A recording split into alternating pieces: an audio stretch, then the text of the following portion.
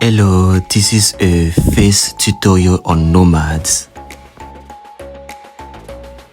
This video is going to show you how to sculpt a face using basic primitive shapes.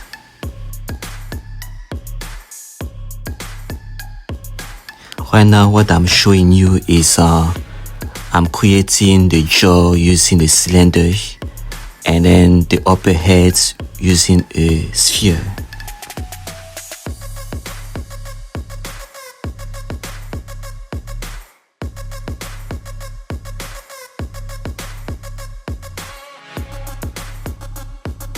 Right now I'm trying to adjust the shape of the jaw and then the head so that the overall head or face looks better.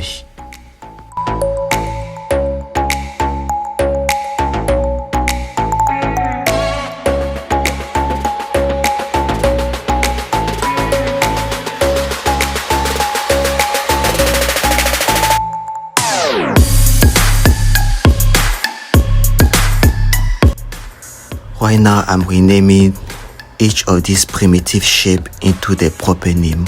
For example, I'm renaming the cylinder to jaw, circle or like sphere to heads and things like that.